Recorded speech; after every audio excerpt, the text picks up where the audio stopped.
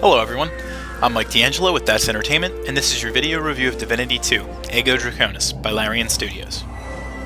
Released in 2002, the original title in the series, Divine Divinity, was moderately well received. Since then, it had spawned a spin-off title called Beyond Divinity in 2004. In early 2010, North America saw the release of the latest title in the series, which proves to be a bit of a departure from the original game.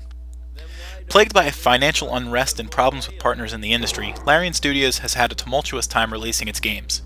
Divine Divinity was not a very widespread title. Nevertheless, it was a success critically. Can the series that went under the radar in North America finally find the foothold that the developer has sought?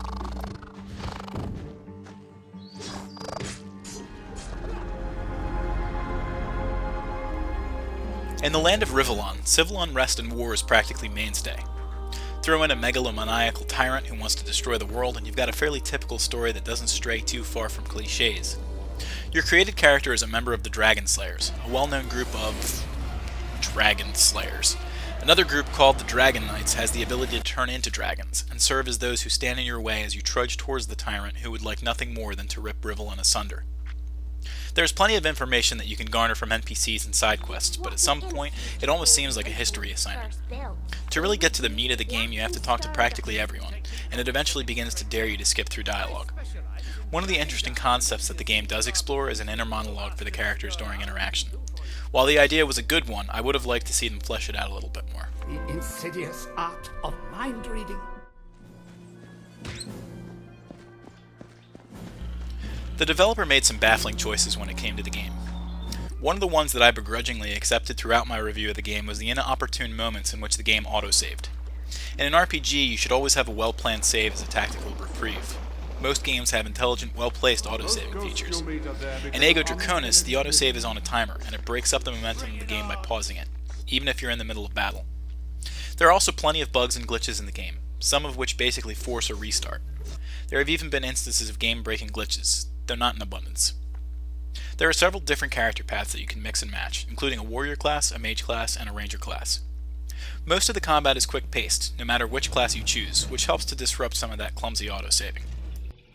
The really rewarding experience from Ego Draconis doesn't even occur until about halfway through the game, when you, too, gain the ability to morph into a dragon.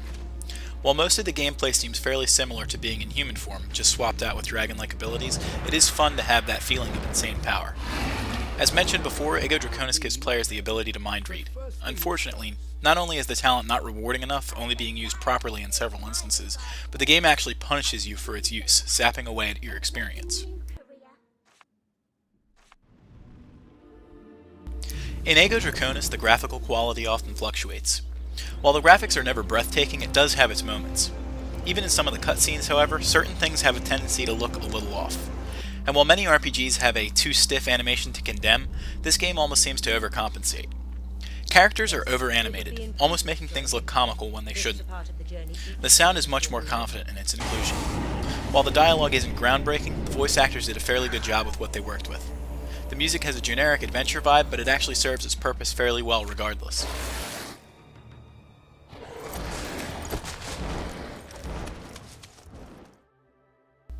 The game lets you build your character in a lot of different ways. The mix and match style of leveling your skills leads to a huge assortment of end results. Without those abilities though, the game degrades, basically into a button masher in the vein of the Diablo series. Beyond that though, the two series share nothing in common. The ability to create a companion with the remains of your enemies is a cool feature that you gain about halfway through the game. In addition to this, there are a decent amount of side quests. Funny is a perfectly nice name, whatever the connotations. While competent enough to afford some attention from hardcore RPG fans, Ego Draconis is not the type of game that you recommend to everyone. Because of a wide assortment of flaws in the form of bugs and glitches, the sequel never strays far from its predecessor's shadow, and is almost swallowed up by it. After a few months, when the price drops, the game will seem like a better deal, but until then it may be worth it to look at games that receive more polish and playtesting. That's Entertainment awards Divinity 2, Ego Draconis a score of 7.5 out of 10.